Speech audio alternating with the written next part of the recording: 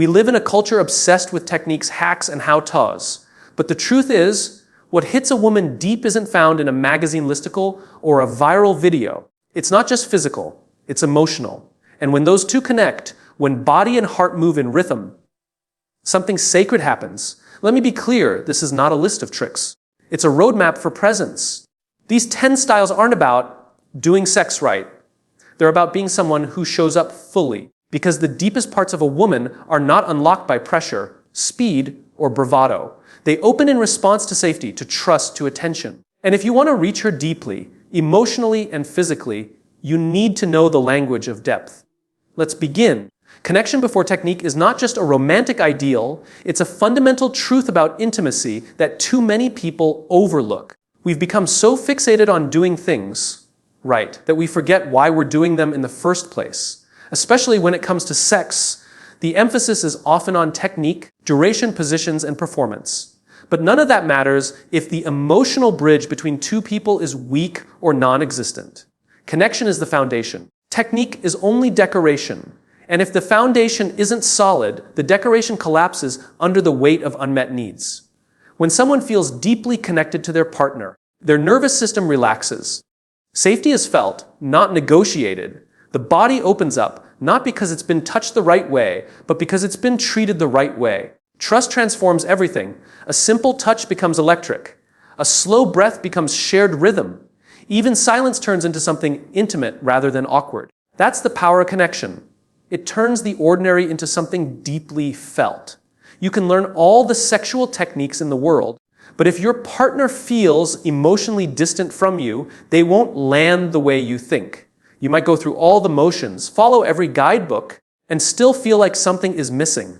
That something is presence. That something is mutual regard. That something is knowing that what you're doing isn't just physical, it's relational. Connection is the invisible current running through every physical act. Without it, the experience might be pleasurable, but it won't be memorable. Connection isn't built during sex. It's revealed during it. It's built in how you speak to each other throughout the day. It's built in how you respond to her vulnerability. It's built in whether you prioritize her emotional safety just as much as her physical pleasure. When connection is the goal, not the technique, you start listening more closely. You begin noticing what she reacts to, not just physically, but emotionally. You care not just that she feels good, but that she feels understood.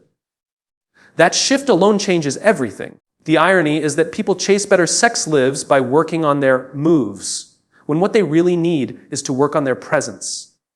Presence is the real technique. Being fully there, not just with your body, but with your intention, your attention, your empathy. That's what changes the experience from performance to partnership. Because when someone feels seen, they open. When someone feels emotionally held, their physical desire flows freely. It's not magic, it's safety. And safety is the soil where real intimacy grows. Connection makes the difference between sex that's remembered and sex that's endured. It's the difference between being touched and being cherished. When she feels connected to you, she isn't just allowing physical closeness. She's inviting emotional depth. And that is not something you can fake with technique. It only happens when you prioritize presence over perfection. So instead of asking, what should I do?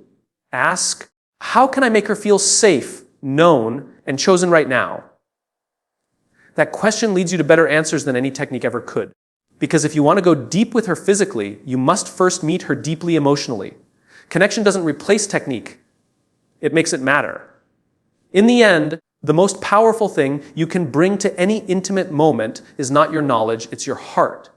Technique without connection is forgettable. But connection, even with imperfect technique, is unforgettable. When connection leads, everything else follows. Presence over performance is one of the most misunderstood truths about intimacy. We've been conditioned to believe that sex is something we succeed at, something we do well, something we execute, something we win approval for. But sex is not a performance. It's not a stage, and your partner is not an audience. The real magic of intimacy doesn't come from getting it right. It comes from being real. And that means showing up, not as a perfect lover, but as a present one. Presence is the quiet but powerful force that makes a partner feel safe, seen, and chosen. When you're truly present, your focus is not on how you look or whether you're impressing her. Your focus is on as her, on you, on this moment. Not the one before, not the one after, just this one. That kind of attention is rare, and it's everything. Performance, by contrast, pulls you out of the moment. It puts you in your head. You start wondering if you're doing enough, if you're lasting long enough, if you're making the right sounds, hitting the right spots. And in doing so, you stop a feeling and start measuring. You become a checklist, not a connection. You start playing a role instead of offering yourself as you are. And that's when the intimacy gets lost. Not because the moves are wrong, but because the meaning has disappeared. Presence means paying attention to what's actually happening, not what you think should be happening. It means slowing down when you sense hesitation. It means noticing her breath, her energy, her silence. It means asking, not assuming. Exploring, not proving. It's not about how skilled you are, it's about how tuned in you are. A simple caress with full attention is more powerful than a dozen rehearsed techniques delivered with distraction. The irony is, many people perform in bed to avoid being present, to avoid vulnerability, to avoid the risk of really being seen. Because when you're present, there's nowhere to hide.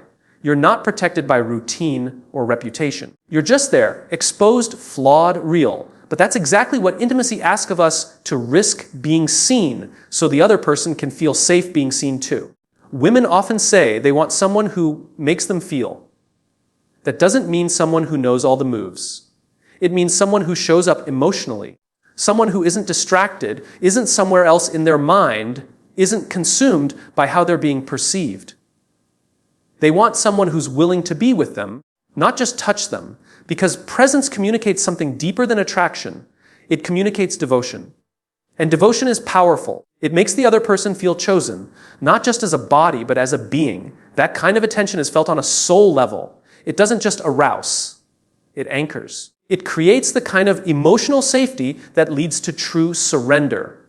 Because when someone knows you're there fully, with nothing held back and nothing else pulling your focus, they let go. And that's when the most meaningful intimacy happens, not just physically, but emotionally. In the end, presence is not something you add to sex. It's what gives sex its depth in the first place. Without it, sex can be fun, exciting, even pleasurable. But it won't be transformative. It won't stay with her. And it won't deepen the bond between you. If you want to be unforgettable, don't focus on performance. Focus on being all the way in, mind, heart, and body. Because when you're present, you don't just make love. You make meaning. And that's what she remembers. Safety unlocks sensation in ways that most people don't fully understand. In our culture, we often reduce sexual connection to physical arousal, chemistry, or performance. But the human body doesn't respond in isolation. It responds in context. And for many women, the most powerful context is emotional safety. When she feels emotionally safe, her body responds in ways that no amount of technique can replicate. Without that sense of trust, even the most skilled touch can feel invasive, irritating, or disconnected. With it, even the lightest caress can become electrifying. Safety isn't just about protection from harm, it's about freedom from tension. It's the absence of pressure, the absence of judgment, and the deep, unspoken understanding that she's allowed to be fully herself. That she won't be punished for changing her mind. That she won't be shamed for her needs. That she won't be rushed, analyzed, or objectified. When that kind of safety exists, her body doesn't have to brace. It doesn't have to perform. It can simply feel. Most people underestimate how much the nervous system affects desire. A woman can be physically attracted to you, deeply in love with you, and still feel disconnected during sex if her nervous system is on high alert. Maybe she's had a stressful day. Maybe she's feeling emotionally distant. Maybe there are unresolved conflicts between you. In any of those cases, her body's natural response is to protect itself, not to open up. And that's not a failure. It's a form of wisdom. Her body knows that true pleasure isn't possible without emotional grounding. This is why emotional safety isn't optional. It's essential. It's the difference between her enduring intimacy and embracing it, between her giving access and offering presence. Safety tells her, you can trust this space. It says, you don't have to shrink here. And when she truly believes that, she becomes more receptive, more expressive, and more in tune with her own pleasure. Creating safety doesn't require perfection. It requires consistency. It's in the tone of your voice. It's in how you respond when she pulls back or gets quiet. It's in whether you take her no as rejection or as information. It's in whether you make space for her emotions without trying to fix or dismiss them. These small, almost invisible acts are what build trust over time. And that trust doesn't just benefit her. It deepens the experience for both of you. There's also a misconception that safety kills desire, that it makes things too soft, too comfortable. But in reality, safety amplifies desire. When she feels emotionally safe, she can explore without fear. She can express herself without censorship. She can lean into the edges of vulnerability because she knows she won't be abandoned, mocked, or misread. Paradoxically, it's in that safety that the wildest, most passionate forms of intimacy are born. Not because they're forced, but because they're free. Sensation lives in presence. And presence can only exist when safety does. It's the foundation of every meaningful sexual experience. You can't skip over it. You can't fake it. And you can't rush it. But when it's there, everything changes. She feels more, physically, emotionally, spiritually. She connects more. She trusts more. And that trust becomes the bridge to deeper pleasure. So if you want to unlock sensation, don't start with the body. Start with the heart. Start with her safety. Let her know in every word and every silence that she matters beyond the bedroom.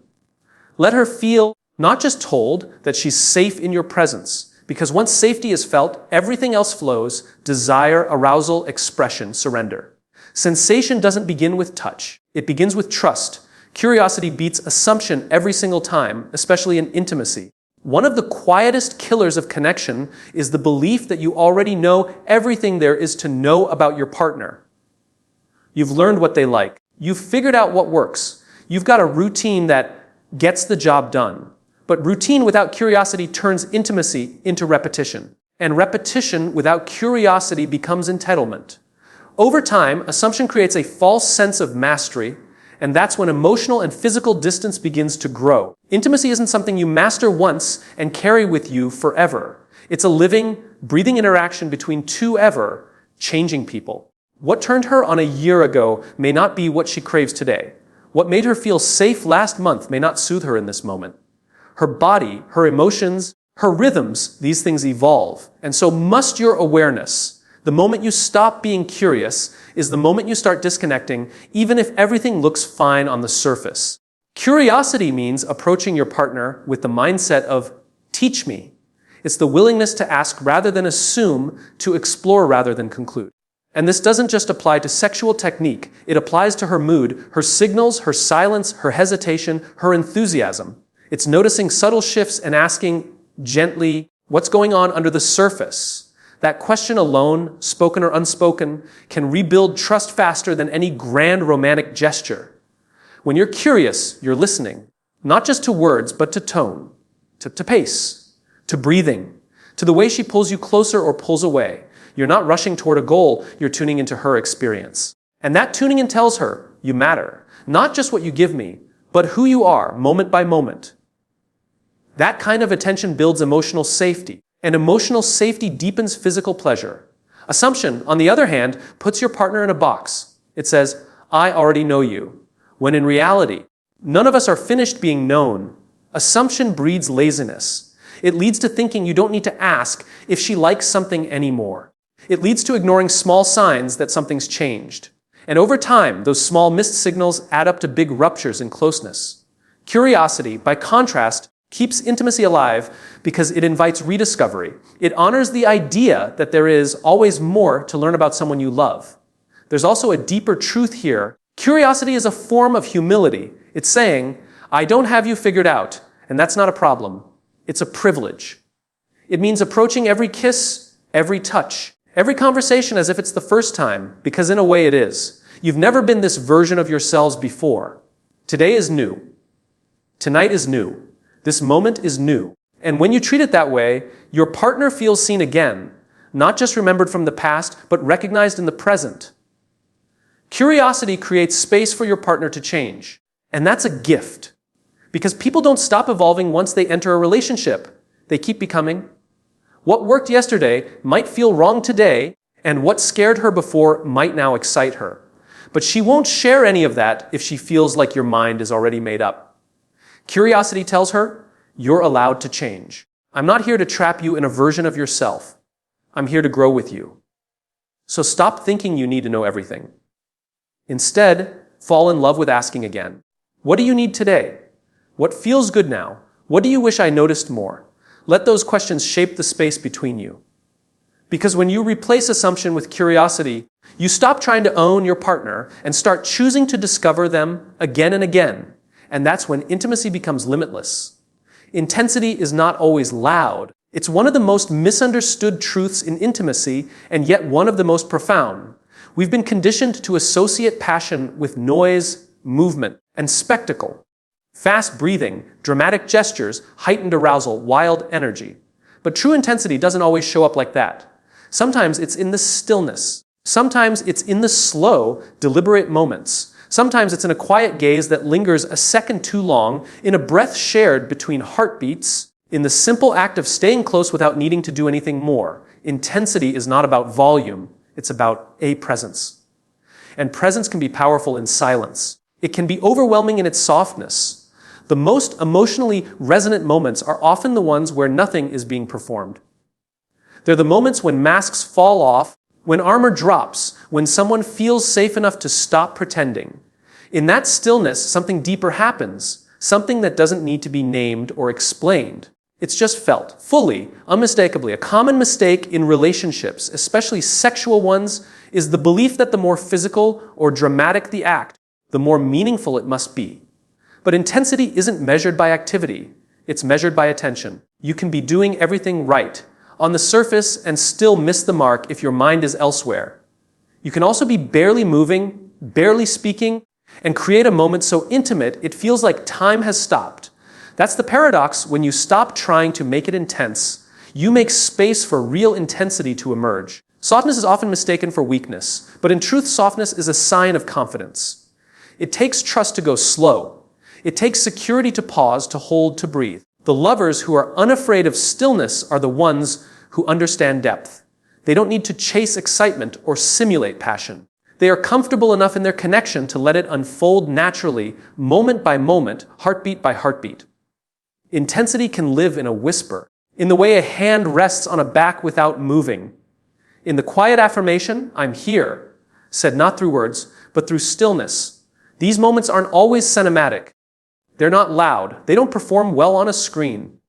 But they stay with you because they're real, because they're felt on a level deeper than the skin. Sometimes, what makes an experience intense is not how much happens, but how much doesn't have to. The absence of pressure, the absence of noise, the absence of the need to prove. That space creates an emotional resonance that louder moments can't always reach. There's a different kind of power in restraint, in intentionality, in not rushing the moment, but letting it breathe. This is especially true in emotional intimacy. When someone looks at you without trying to impress, when they listen without waiting to speak, when they hold you without the need to touch, it creates a different kind of bond. It says, I'm not here for what you give me. I'm here for who you are. That's what intensity looks like when it's stripped of ego. And that's the kind of intensity that leaves a lasting imprint. We need to reframe our idea of passion. It's not always fast. It's not always noisy. Sometimes it's slow and deliberate. Sometimes it's quiet and powerful. Sometimes it doesn't look like intensity at all until you realize you can't stop thinking about it. Because what you felt in that still moment was more honest, more vulnerable, more eschew than anything else. So don't mistake volume for depth. Don't confuse movement with meaning. The loudest passion isn't always the deepest. Sometimes the most powerful moments whisper. And when they do, they echo longer than any noise ever could. Aftercare is foreplay for the soul. It's the part most people skip, yet it's often the part that matters most. In a world that treats sex like a peak to reach and then move on from, aftercare stands as a radical act of presence, of tenderness, of continuing. It's what happens when the physical ends but the emotional continues. When you choose not just to have sex with someone, but to care for who they are afterward.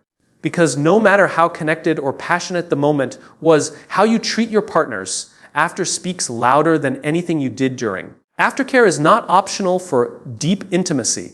It's essential. It's not just for vulnerability after rough play or emotional intensity. It's for every kind of sex Because every sexual act is an emotional opening. Even the most casual encounters leave echoes in the body and mind. The nervous system doesn't shut off once it's over. The heart doesn't automatically regulate itself just because the climax has passed. What we call aftercare is really just ongoing care. Care that says you're not just an experience. You're a person. For many women, especially, the moments after sex can be as emotionally charged as the ones before. This is when their guard is down, when their body is tender, when their heart is wondering, am I still safe? Was I just wanted, or am I still wanted now that it's done? Aftercare answers that question. It answers it with presence, with a held hand, with a soft voice, with no rush to get up or get dressed or get distracted. It says, I'm still here with you, for you. The absence of aftercare can feel like emotional abandonment. It sends a message, whether intended or not, that the intimacy had a deadline, that the connection was real only in motion, not in stillness. But when you stay, when you check in, when you hold her, when you whisper warmth instead of walking away, you tell her something different. You tell her she matters beyond the moment. That she's not just a participant, but a person being cared for in her full emotional spectrum. And let's be clear, aftercare is not just for her benefit. It's a mutual act of grounding. It deepens connection, slows the transition back into daily life, and gives both partners a chance to reflect, feel, and reaffirm. It can be physical. A blanket pulled over shared bodies, a gentle massage, an arm wrapped around a waist. It can be verbal, asking how she feels, telling her she's beautiful, expressing gratitude for what you shared. It can be energetic, staying close, offering stillness, breathing together in silence. In truth, aftercare is not the end of intimacy. It's the bridge to more of it. It tells her that your connection isn't conditional. It creates a foundation of emotional trust that ripples into future moments, future touches, future conversations, future vulnerability. When aftercare is consistently present, she learns that she is not disposable. She learns that pleasure doesn't come at the cost of security, and that safety is not something she has to ask for. It's something she is already given. When you care well after, you're also setting the stage for the next before. Aftercare becomes anticipation, not just reflection. It becomes a form of emotional foreplay. It says, what we just shared matters. And what we'll share again whenever it comes will matter too. That sense of emotional continuity is deeply erotic, not because it's overt, but because it builds trust. And trust is the most powerful aphrodisiac there is. So don't rush past aftercare. Don't treat it as a bonus. Treat it as the heartbeat of intimacy. Because when the body is satisfied but the soul is left unseen, the experience remains incomplete. But when the soul is held long after the climax fades, something lasting is created, something sacred, tender, and unforgettable. That is the power of aftercare. That is the soul's foreplay.